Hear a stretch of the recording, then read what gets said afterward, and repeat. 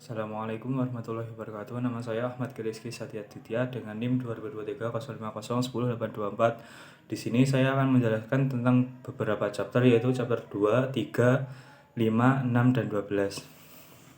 Yang pertama adalah chapter 2 yaitu analisis dan diskusi ukuran butiran dan mineral tanah. Nomor 1, pengantar. Tanah terbentuk melalui pelepukan batuan melalui proses mekanis dan kimiawi. Sifat tanah dipengaruhi oleh distribusi ukuran butiran dan mineral pembentuknya. Pemahaman ini menjadi dasar dalam desain fondasi, jalan, dan struktur lainnya. Nomor 2, siklus batuan dan asal-usul tanah.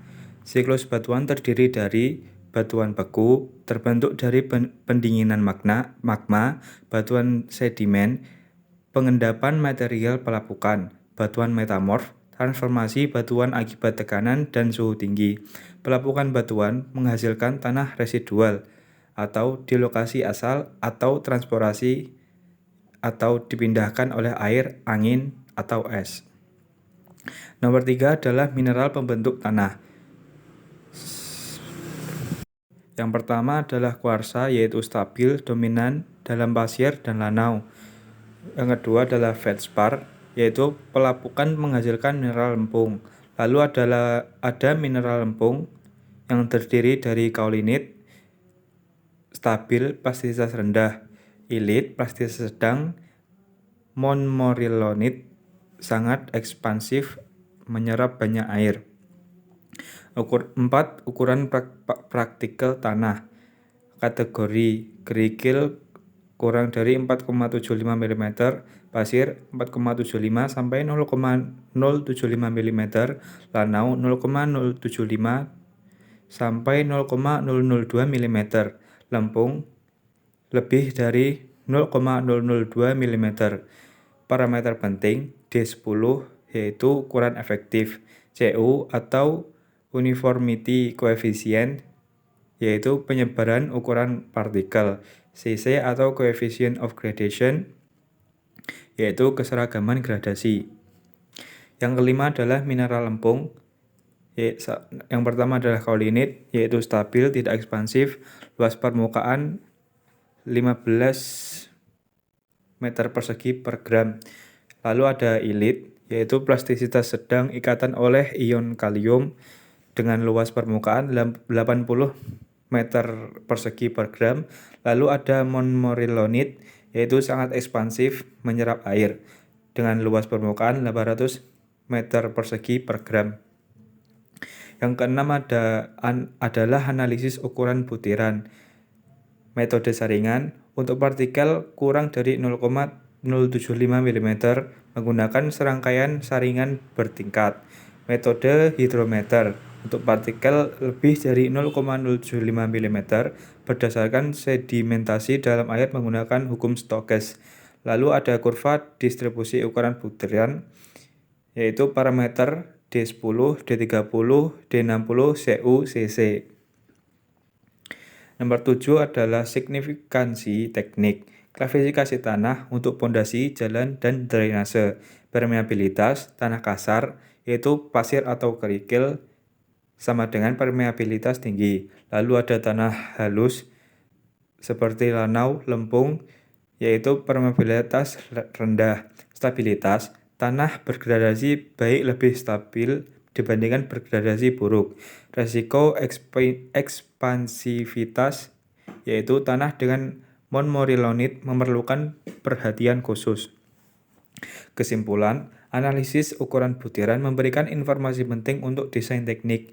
Mineral teknik seperti montmorillonit memengaruhi stabilitas tanah. Tanah bergradasi baik lebih stabil, kuat, dan memiliki permeabilitas optimal. Sebelum berlanjut ke chapter selanjutnya, saya akan menjelaskan beberapa poin, yaitu tujuan, cara atau metode, manfaat teoritis, dan manfaat praktis atau lapangan. Tujuannya adalah memberikan pemahaman dasar tentang tanah dan faktor pembentuknya, memahami asal-usul tanah, dan melalui siklus batuan dan pelapukan. Cara atau metode yang digunakan menggunakan prinsip dasar geoteknik dan geologi, menggunakan konsep siklus batuan dan agen transportasi. Manfaat teoritis memahami dasar-dasar tanah dalam ilmu geoteknik, meningkatkan pemahaman tentang proses pembentukan tanah, menjelaskan hubungan mineral dengan sifat fisik tanah. Manfaat praktis atau lapangan sebagai dasar untuk analisis lebih lanjut dalam teknik sipil, mengidentifikasi jenis tanah untuk penggunaan teknik tertentu, memilih tanah yang sesuai untuk konstruksi berdasarkan mineralnya. Selanjutnya adalah chapter 3 yang menjelaskan tentang hubungan berat volume. Bagian ini memperkenalkan konsep dasar tentang hubungan berat dan volume dalam tanah. Tanah dianggap sebagai material 3 fase yang terdiri dari tanah padat atau solid, air atau cair, dan udara atau gas. Hubungan berat dan volume sangat penting untuk menganalisis sifat fisik tanah yang berperan dalam berbagai aplikasi geoteknik. Kondisi tanah dapat dibedakan menjadi 3 jenis berdasarkan keberadaan air dalam ruang voidnya. Yang pertama adalah tanah kering atau dry soil, yang berarti ruang void hanya berisi udara. Yang kedua adalah tanah lembab atau moist soil, yang adalah ruang void terisi oleh campuran udara dan air. Yang ketiga ada tanah jenuh atau saturated soil, adalah ruang void sepenuhnya terisi air.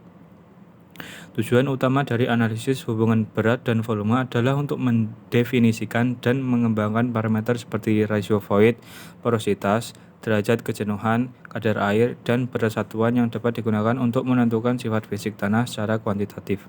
Hubungan berat volume berfokus pada parameter yang menggambarkan hubungan antara berat dan volume dalam tanah.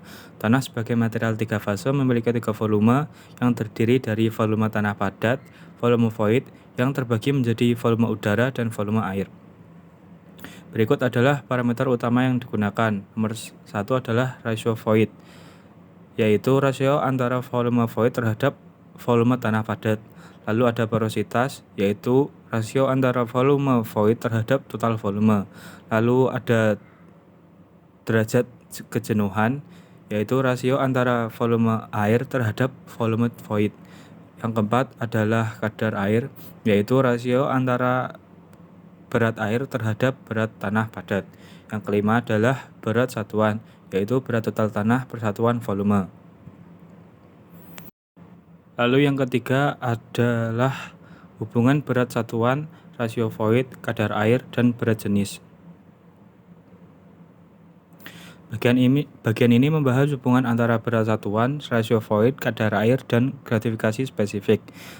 Parameter ini digunakan untuk menghitung berat satuan tanah dalam kondisi kering, basah, atau jenuh. Hubungan ini memungkinkan prediksi kondisi tanah dalam berbagai aplikasi geoteknik seperti perencanaan pemadatan atau stabilitas pondasi. Yang keempat adalah hubungan antara berat satuan, porositas, dan gravitasi spesifik atau kadar air. Bagian ini menjelaskan hubungan antara berat satuan, porositas, dan kadar air. Porositas merupakan rasio ruang kosong dalam tanah yang mempengaruhi berat satuan kering dan basah. Kesimpulan, hubungan antara berat dan volume tanah memungkinkan insinyur geoteknik untuk menentukan parameter fisik penting dalam analisis tanah. Rumus-rumus ini digunakan untuk mendukung desain pondasi, analisis stabilitas lereng, dan perencanaan pemadatan tanah. Sebelum berlanjut ke chapter 5, saya akan menjelaskan tentang tujuan, cara atau metode, manfaat teoritis, dan manfaat praktis. Yang pertama adalah tujuan, memahami komponen 3 fase tanah, yaitu padatan, air, dan udara, dan pentingnya hubungan berat volume dalam teknik geoteknik. Lalu menjelaskan parameter utama seperti void ratio, porositas, derajat kejenuhan, kadar air, berat jenis, dan berat jenis kering. Lalu cara atau metode, yaitu memperkenalkan konsep 3 fase tanah dan aplikasinya dalam geoteknik, menggunakan formula berat jenis lembab, kering, jenuh, dan derajat kejenuhan untuk analisis kuantitatif. Manfaat teoritis, yaitu meningkatkan pemahaman tentang sifat fisik tanah dan karakteristik dalam kondisi berbeda, memberikan dasar teori untuk analisis tanah dalam geoteknik. Lalu manfaat praktisnya adalah membantu insinyur memahami distribusi fase tanah untuk desain yang lebih baik. lalu mengaplikasikan parameter tanah untuk pemadatan, perhitungan daya dukung, dan stabilitas lereng.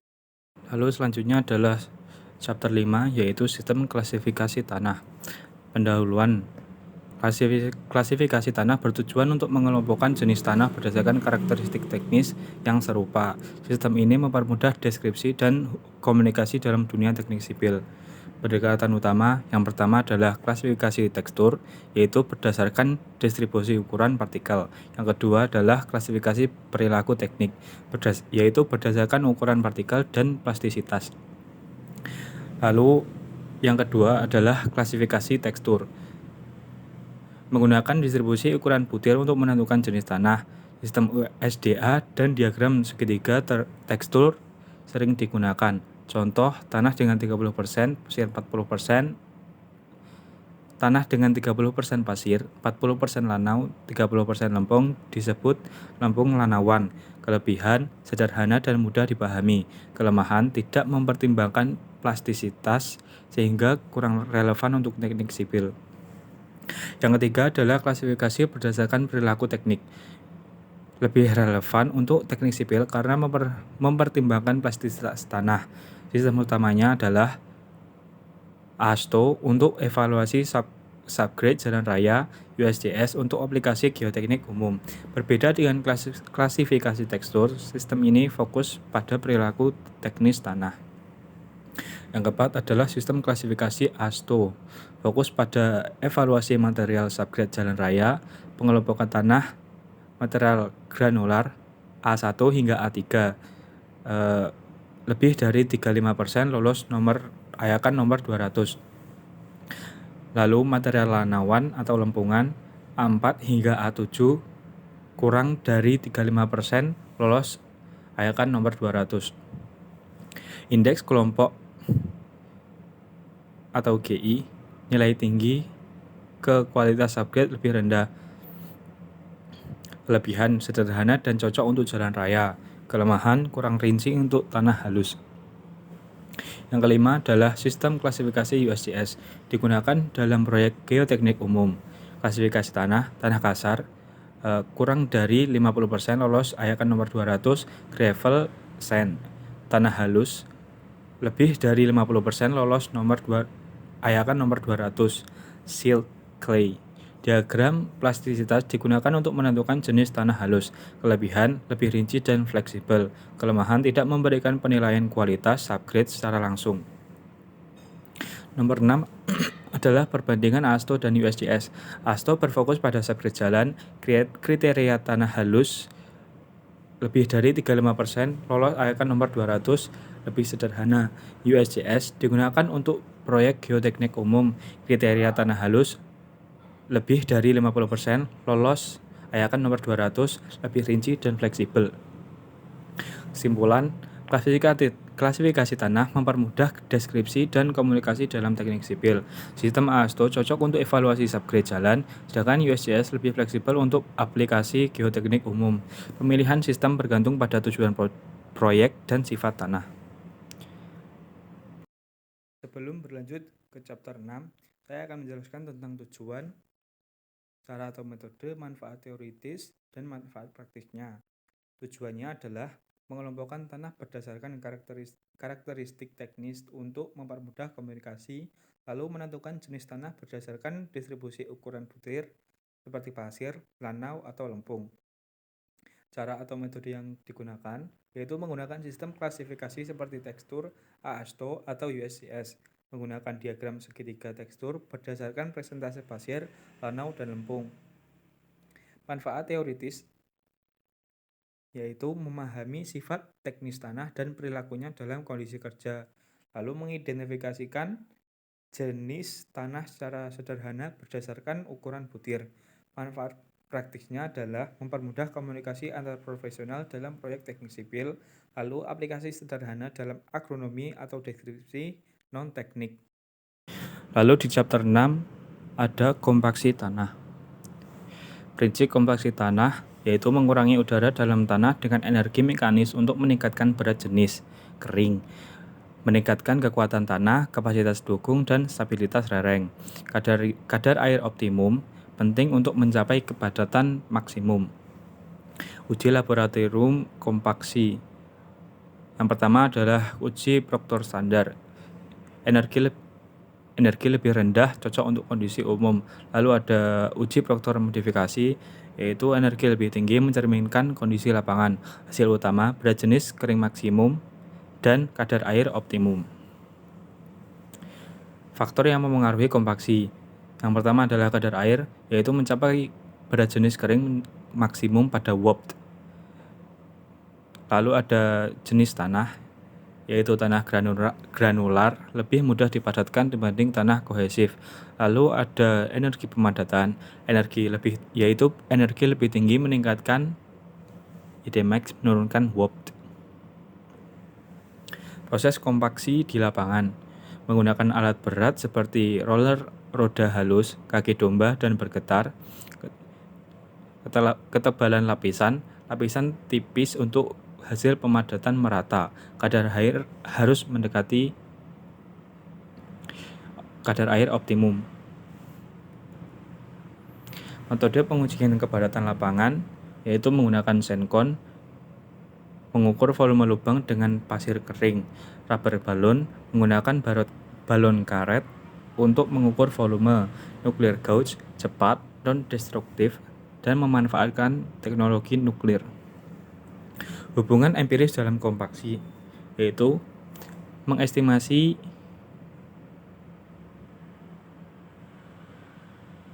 berat jenis kering max dan kadar air optimum berdasarkan parameter specific gravity, liquid limit, plasticity index, lalu membantu desain awal tanpa banyak uji laboratorium. Efek kompaksi pada tanah kohesif yang terstruktur seperti dry site dan wet site. Lalu ada permeabilitas, yaitu minimum pada kadar air optimum. Lalu ada kekuatan geser, yaitu maksimum di dry site, menurun di wet site. Kesimpulan, pemadatan tanah meningkatkan stabilitas dan kekuatan. Kombinasi uji laboratorium, lapangan, dan hubungan empiris penting untuk hasil optimal. Tanah yang dipadatkan dengan besar memastikan struktur lebih stabil dan tahan lama. Sebelum berlanjut ke chapter selanjutnya, saya akan menjelaskan tujuan, cara atau metode, manfaat teoritis, dan manfaat praktisnya. Tujuannya adalah meningkatkan kepadatan tanah dengan mengurangi udara dalam tanah, lalu menentukan berat jenis kering maksimum dan kadar air optimum. Cara atau metode yang digunakan menggunakan pemadatan mekanis dengan alat berat atau laboratorium, lalu uji Proctor standar dan modifikasi di laboratorium. Manfaat teoritisnya adalah memahami prinsip pemadatan tanah dan pengaruhnya pada sifat tanah, lalu memberikan data ilmiah untuk desain parameter pemadatan. Manfaat praktisnya meningkatkan kapasitas dukung dan stabilitas tanah di proyek konstruksi, lalu menentukan parameter lapangan seperti energi pemadatan dan kadar air. Ini adalah chapter 12. Yang pertama adalah kriteria Mahor kolom. Kriteria Mahor kolom menjelaskan bagaimana tanah gagal akibat kombinasi kritis dari tegangan normal dan tegangan geser pada suatu bidang kegagalan. Persamaannya adalah tegangan geser sama dengan kohesi plus tegangan normal tan sudut gesek dalam. Yang kedua adalah metode pengujian laboratorium. Uji geser langsung sama dengan cepat dan sederhana. Uji traksial dibagi menjadi 3, yaitu consolidated drain atau drainase penuh, lalu consolidated undrained, yaitu drainase saat konsolidasi, lalu unconsolidated undrained, yaitu tidak ada drainase. Lalu ada uji geser sederhana, yaitu untuk kondisi drainase terbatas. Selanjutnya adalah uji triaksial bidang strain, yaitu untuk deformasi arah tetap. Lalu ada uji geser cincin torsional, yaitu analisis kekuatan residu. Yang ketiga adalah efek kondisi tanah. Yang pertama adalah konsolidasi atau tanah terkonsolidasi lebih kuat. Lalu ada drainase, yaitu tekanan pori tinggi menurunkan kekuatan geser. Selanjutnya adalah jenis-jenis tanah. Yang pertama adalah granular, atau sudut gesek tinggi, lalu ada kohesif, yaitu kohesi tinggi. Lalu ada kepadatan, yaitu pasir padat lebih kuat dari pasir lepas. Lalu ada remolding, yaitu mengurangi kekuatan lempung. Yang keempat adalah kurva kegagalan Mohr kolom.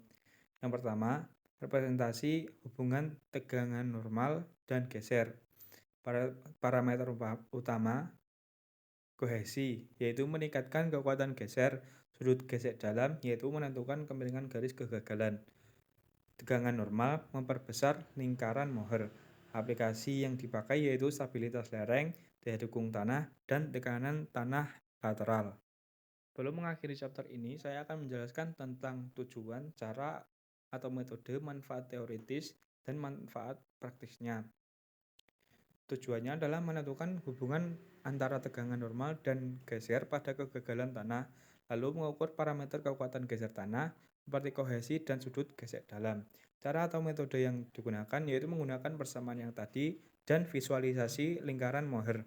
Lalu menggunakan uji geser langsung, triaksial, geser sederhana, atau geser cincin torsional.